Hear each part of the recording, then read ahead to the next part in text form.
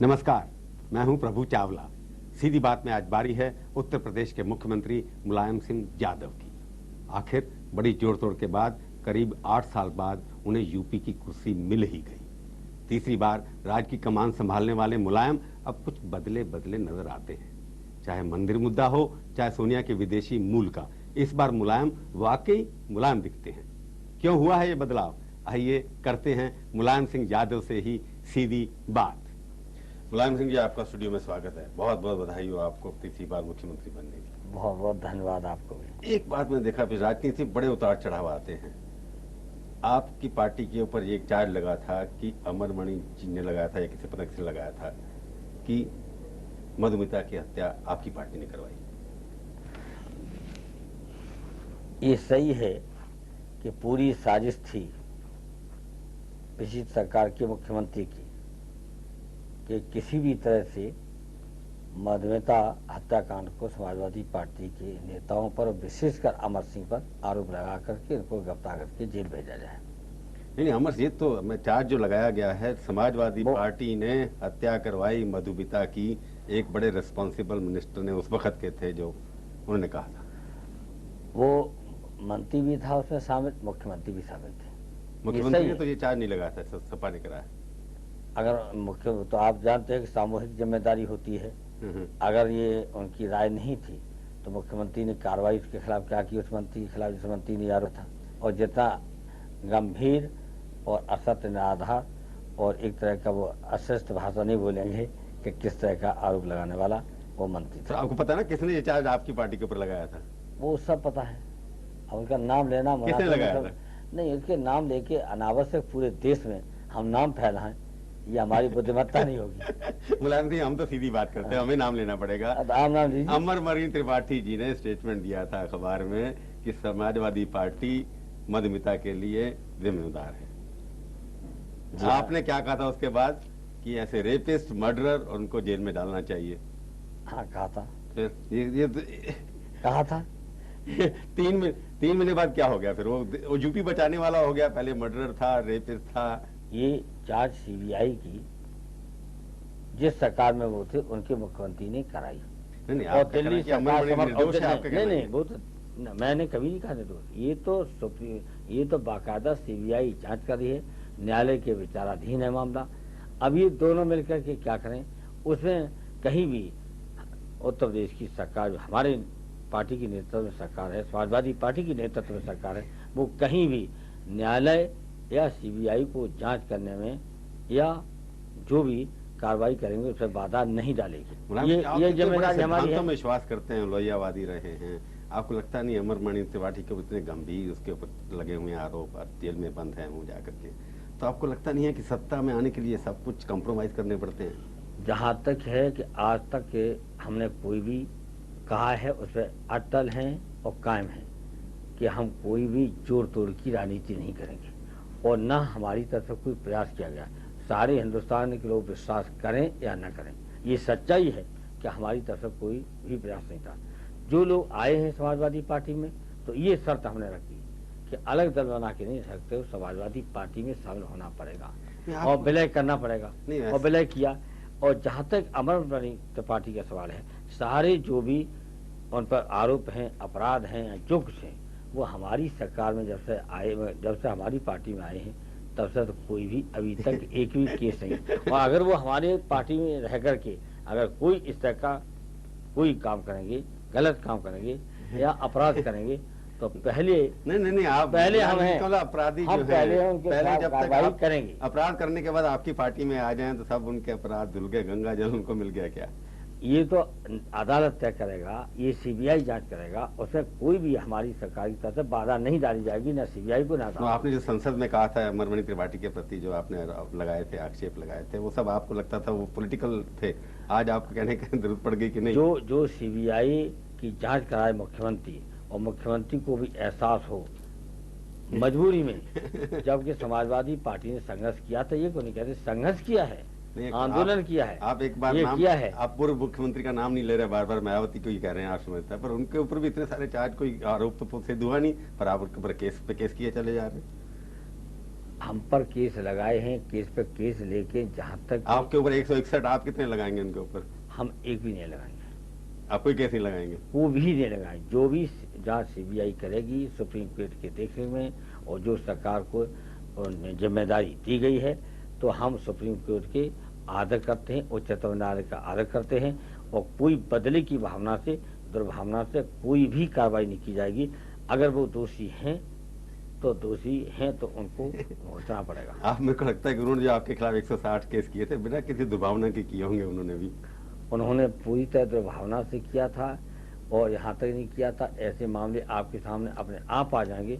उन्होंने अमर सिंह जी की, हमारी और अन्य लोगों की, उन्हीं के साथियों ने उनकी राय से या उनकी परामर्श से या उनकी सह पर बड़े खतरनाक इरादे हम लोग के लिए, जीवन के लिए किए थे। पर मुलायम सिंह, मुझे लगता है यूपी के अंदर जितने मुख्यमंत्री रहे हैं पिछले कुछ सालों में, कुछ ना कुछ इस तरह के कांड होते रहे हैं, वहाँ अपराधियों के सहयोग से वो बनते रहे हैं। आपके यहाँ भी मंजूर साहब थे, उनका हत्या हो गई कोर्ट वहाँ पर सरेआम, उसमें जो एमएलए इन्वॉल्व थे वो अब आपकी पार्टी में शामिल हो गए हैं, आपकी सपोर्ट कर रहे हैं। इस तरह से बाकी मुख्यमंत्री कल्याण सिंह तोड़फोड़ से बनते रहते हैं। आपको लगता नहीं है कि तोड़फोड़ के बिना वहाँ पर कोई सरकार मुख्यमंत्री न बना सकता है, न चला सकता है, जब तक अपराधी जो लोग हैं वो उनको समर्थन नहीं दें? जहाँ तक सवाल है, हमारी जो सरकार बनी है, हम फिर आपके सामने हम कहना चाहते, कोई विश्वास करे या न करे, कि समाजवादी पार्टी की तरफ से जोड़ तोड़ कोई नहीं किए। वो स्वतः आए तो हमको जब पता चला, अमर सिंह जी को दिल्ली पता चला और हमारे पार्टी के एक साथी से मिले, तो हमने कहा कि आए, लेकिन उनको समाजवादी पार्टी विलय करना पड़ेगा। अमर सिंह जी का नाम आपने ले दिया, मुझे लगता है ठाकुरों से बड़ा प्यार है आपका। राजनाथ सिंह जी आपकी सरकार बनाने में लगे हुए थे, राजा भैया से आते ही आपने पोटा उठा लिया। जिन लोग ठाकुरों का आपके लिए प्यार, जिन लोगों को ये भ्रम है कि अमर सिंह जी ठाकुरवादी हैं, इससे ज्यादा उन्हें राजनीतिक गाली कोई हो नहीं सकती। अगर ठाकुरवादी थे तो मुझे नेता क्यों माना? मैं तो एक बैकवर्ड वर्ग का हूँ। आपको ठाकुर की जरूरत है ना, आपके ऊपर सिर्फ यादव और मुसलमान दोनों भाई थे हमारे, बाकी ठाकुर थे नहीं। तो अमर सिंह जी, ये बात जो दूसरे प्रदेश के नेता हैं उनसे ही माई हैं, कहते हो, उनसे ही सवाल कीजिए। मुलायम सिंह ने कभी भी समाजवादी विचारधारा को नहीं छोड़ा। जहाँ तक राजा भैया के पोटा का सवाल है, ये हमारे सिद्धांत से कभी हमने समझौता नहीं किया है। हम जानते थे कि पोटा का दुरुपयोग होगा, और हमने लोकसभा के अंदर और संयुक्त अधिवेशन के अंदर पूरे देश के सामने कहा था कि ये पोटा का दुरुपयोग होगा। और राजा भैया आदमी तो नहीं है ना, पोटा लगा है, और राजा भैया के खिलाफ पोटा का दुरुपयोग हुआ। और यही नहीं, जो आप वाइको साहब ने हमारी तरफ सुनिए, हमारी तरफ। मुलायम सिंह, एक सवाल मेरे पूछा, नहीं, आपको लगता है सिर्फ राजा भैया एक व्यक्ति है जिनके खिलाफ पोटा का दुरुपयोग हुआ और किसी खिलाफ? और के खिलाफ हुआ है। तो आप ये कह रहे हैं कि मैं पोटा किसी के ऊपर नहीं लगाऊंगा? नहीं, किसी भी राजनीतिक व्यक्ति के खिलाफ दुर्भावना से नहीं, पोटा समाजवादी पार्टी की नेतृत्व वाली सरकार लगाएगी। राजा भैया क्रिमिनल नहीं है, आपको लगता है पॉलिटिकल? आज भी हम कह रहे हैं कि हिंदुस्तान की किसी भी नागरिक पे पोटा नहीं लगाना चाहिए, और जो पोटा लगाने वाले लोग हैं, जो सरकार है, वो सरकार अनभिज्ञ है, और उसने अपनी बुद्धिमत्ता से काम नहीं लिया है, अपने हितों को साधने के लिए काम लिया है। न मैं कह सकता हूँ कि जो आज आईपीसी सीआरपीसी है, वो दुनिया से में सबसे खतरनाक कानून है, जिसने अंग्रेज ने हुकूमत चला करके इस कानून के माध्यम से कड़ी से कड़ी सजा और फांसी तक दिलाई है। तो पोटा लगाएंगे आप? पोटा में जितने लोग बंद हैं उसको छोड़ेंगे नहीं, सबके सब? नहीं, देखिए, पोटा की समीक्षा हो रही है, जो दुर्भावना से या अगर लगा है और देशद्रोही काम नहीं किया है। अगर अच्छा लगता है आपको पोटा में सिर्फ राजा भैया दिखाई दिया, आपने स्टेटमेंट दे दिया। मैं इस पर चर्चा करूंगा छोटे से ब्रेक के बाद। सीधी बात में आपका एक बार फिर से स्वागत है। आज हम बातचीत कर रहे हैं उत्तर प्रदेश के मुख्यमंत्री मुलायम सिंह यादव से।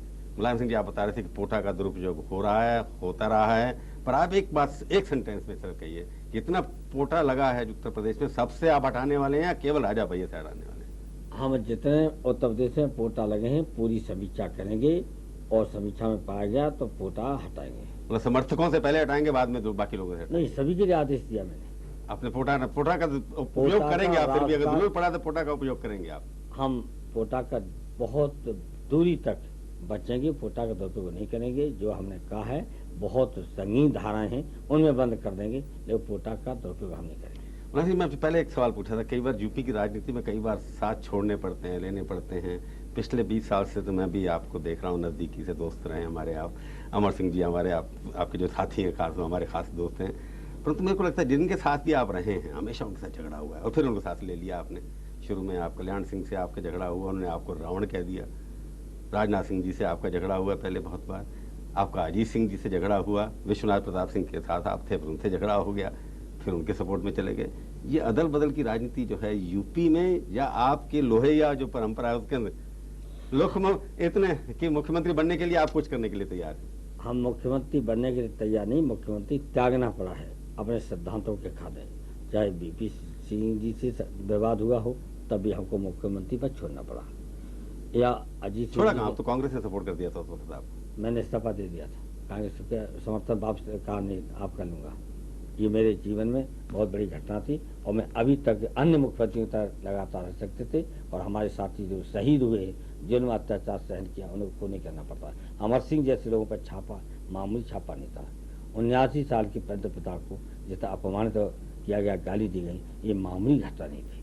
उसके लिए तो हम कुछ भी कर सकते थे और इसी आंदोलन पर चल पड़े थे। ये लगता है कल्याण सिंह, अजीत सिंह, इन सबसे कंप्रोमाइज करना। जहाँ तक कि कल्याण सिंह जी का सवाल है, जो हमारे सिद्धांत थे पूरी तरह से उसी पे वो आज सांप्रदायिकता के खिलाफ लड़ रहे हैं। अयोध्या एक बहुत बड़ा इशू है जिसके ऊपर आपने सरकार गिराई, सरकार तोड़ी, सरकार के खिलाफ लड़े। पार्लियामेंट में पिछले 10 साल से आप सेकुलरिज्म के लिए लड़ते आ रहे हैं। अयोध्या के मामले में आप चीफ मिनिस्टर हैं, तो वहां पर एक चल रहा था कि FIR दोबारा से होनी चाहिए, नहीं होनी चाहिए। हाईकोर्ट का ऑर्डर था, सुप्रीम कोर्ट का था। तो जो अयोध्या का जजमेंट आया है इसके ऊपर आप कुछ अपील करेंगे, या FIR जो यूपी गवर्नमेंट को करनी चाहिए दोबारा से करेंगे कि नहीं करेंगे? ये मामला CBI, ये भी सिद्धांत की बात है ना। ये मामला न्यायालय और CBI के बीच का है। वो तो पिछले 11 साल से था। आप पार्लियामेंट में हमेशा कहते रहे FIR होनी चाहिए, कंप्रोमाइज हो गया। ये तो CBI के लिए हम कहते रहे, लेकिन CBI और न्यायालय के मामला है। CBI और न्यायालय ने अभी तक उत्तर प्रदेश की सरकार को ना पूछा है, न उत्तर प्रदेश की सरकार। आपने पार्लियामेंट में कहा था जब हाईकोर्ट की जजमेंट आई थी या सुप्रीम कोर्ट की कि FIR दोबारा से स्टेट गवर्नमेंट को सोचना चाहिए इसके बारे में। FIR फॉल्ट थी, दोबारा से रजिस्टर नहीं हुई, इसलिए टाइम लैप्स हो गया। वोरा साहब ने वहां पर कहा था कि नहीं होनी चाहिए। तो आपको लगता है वो सब जो फैसले हुए थे आप रिव्यू करेंगे उनको? अब जहाँ तक कि सवाल है, आप CBI और न्यायालय जो कुछ कर रहे हैं हम उसी पे विश्वास करते हैं। अगर CBI या न्यायालय उत्तर प्रदेश की सरकार से कुछ पूछताछ भी करते हैं तो फिर हम उस पर विचार करेंगे। तो अब लगता है थोड़ा आप बीजेपी की तरफ से मुलायम हो गए, थोड़े से लगता है। बीजेपी की तरफ हम मुलायम नहीं हुए। बीजेपी अगर अपनी जो नीतियां हैं, जो देश विरोधी हम नीतियां मानते हैं, देश की अलगाव की नीतियां मानते हैं, उसको छोड़ दे बीजेपी। तो हम तो कई बार कह चुके हैं कि संसद के अंदर, लोकसभा के अंदर और बाहर भी, कि 4 बातें हमारी मान ले बीजेपी तो हमारी नजदीकी कम हो जाए, नजदीकी तो आप कांग्रेस छोड़ देंगे? नहीं, नजदीकी हो जाएगी। नहीं, कांग्रेस छोड़ देंगे ना फिर आप? कांग्रेस में हम हैं कहाँ? नहीं, कांग्रेस समर्थक है ना आप? समर्थक है, नहीं छोड़ेंगे किसी को नहीं जो हमारे मुद्दों पर समर्थन करे। आज बीजेपी अयोध्या के मामले में जो हमारी नीति अपना ले, 370 धारा है उसके बारे में समाजवादी पार्टी की नीति को स्वीकार करे। वो आज जो कॉमन जो आप है, जो कोर बिल, क्या नाम, हिंदू क्या नाम, वो सामान्य नागरिक आचार संहिता, अगर uniform civil code, civil common code जो है मान ले, हम यूनिफॉर्म सिविल कोड के आप खिलाफ है ना?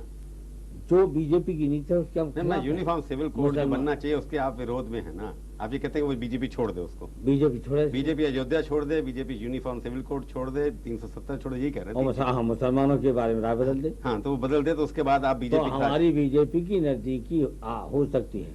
तो अब सोनिया गांधी का प्रति आपने, जो सोनिया गांधी ने इस बार आपको चीफ मिनिस्टर बनाने में मदद की, आपने उस वक्त प्रधानमंत्री बनने से उनको थोड़ा आपकी वजह से नहीं बन पाए उस वक्त, तो आपको लगता है कि आप ये जो उन्होंने आपके ऊपर ऋण लगाया है उसको चुकाएंगे बाद में कभी मौका मिला तो? जहाँ तक सवाल है, सोनिया जी ने अच्छा कदम उठाया है, हमारी सरकार बनाने में उन्हें सहयोग दिया है, इसके लिए हम उनको धन्यवाद देते हैं। जहाँ तक ऋण है ना उनका ऊपर, आपके ऊपर।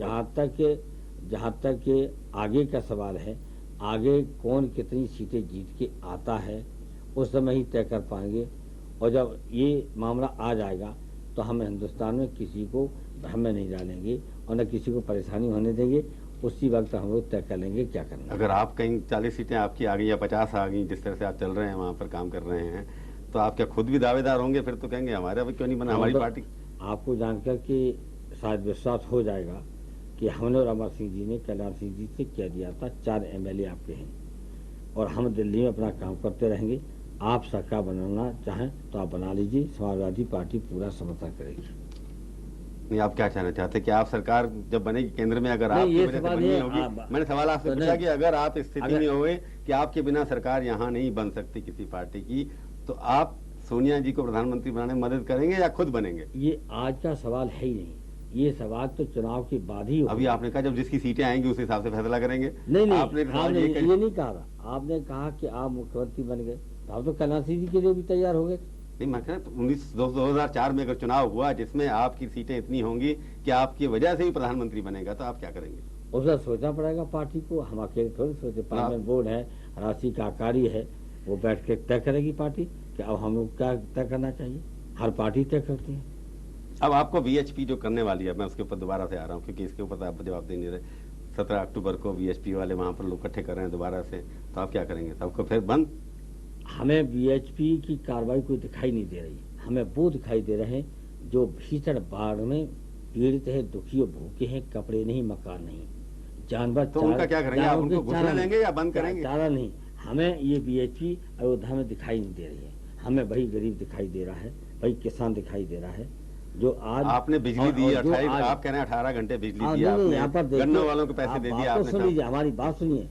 इतना अमानवीय काम कोई कर सकता है कि जहाँ भीषण बाढ़ हो, जहाँ लोग भूखों मरे हों, जो 7 से लोग मर चुके हों, 2000 से ज्यादा जानवर मर चुके हों, खाना खाने को नहीं, उसके बाद इनको ऐसे मौके पर हमने देखा है कि हमने बड़े बड़े आंदोलनों को स्थगित किया है और जनता की सेवा में एक बात आखिरी आपसे, लेकिन ये बीएचपी जो कर रही है इनको जनता देख रही है। तो आप क्या करेंगे? आप कानून तो उनको अरेस्ट करेंगे अगर जाएंगे, इलीगल काम करेंगे। जनता देख रही है, जनता ही सब देखेगी और वही करेगी। सरकार को कुछ करना नहीं पड़ेगा। एक और बताए, आपने जब से 1 महीना होने वाला होगा, आपने कैबिनेट एक्सपेंशन नहीं किया अभी तक, कुछ रिश्तेदारी रख ली और अपने दोस्त रख लिए, कब करेंगे कैबिनेट एक्सपेंशन अपना? ये आरोप कितना न्यायधार है। दोस्त कौन सा का? एक आपके भाई हैं, हमारा भाई है, भाई की जिंदगी, एक कल्याण सिंह जी का बेटा है, भाई की एक कल्याण जी के मित्र हैं। भाई आया है, आपके दोस्त का, आपके दोस्तों के दोस्त भी दोस्त हैं। भाई आया है, दोस्तों समझ लो, अजीत सिंह जी के दोस्त हैं, कल्याण सिंह जी के दोस्त हैं। नहीं, जो भी आप देखेंगे। आप कब करेंगे एक्सपेंशन? नहीं, ऐसा नहीं है। आरोप गंभीर आरोप है कि जो सतपाल पर आरोप लगा मेरे भाई पे, अगर उसकी एमएलए बन के आया, मैं ये तो नहीं कह रहा गलत बनाया। एमएलए नहीं, अगर उसकी जिंदगी पूरी राजनीति देख लेंगे तो आप खुद कहेंगे कि मुलायम सिंह ने इसके साथ अभी तक अन्याय अत्याचार बहुत दिनों से कर रहे थे। तो पहली बार एक्सपेंशन कब करेंगे ये मैं पूछ रहा हूँ। ये तो पहली बार उसको न्याय मिला है थोड़ा बहुत। आप कब करेंगे एक्सपेंशन? अब करेंगे या नहीं करेंगे? बहुत शीघ्र। शीघ्र मतलब कितना? जंबो 100? कभी भी घोषणा हो सकती है कि कब बनेगा। 10% का जो एक नियम है कि 10% से ज्यादा मंत्री नहीं होने चाहिए, उससे ज्यादा बनाएंगे या कम बनाएंगे? ये तो विशेष परिस्थिति अब की है। तो कितने? हालांकि पक्ष में हम आपकी जो कह रहे हैं उसी नीति के पक्षधर हैं, लेकिन अब की विशेष परिस्थिति है कि 10 पे 1 बनाने वाली परिस्थिति जो है, जिसका हमने पालन हमेशा किया। हमने 89 में भी किया, आप जल्दी करने वाले में भी किया।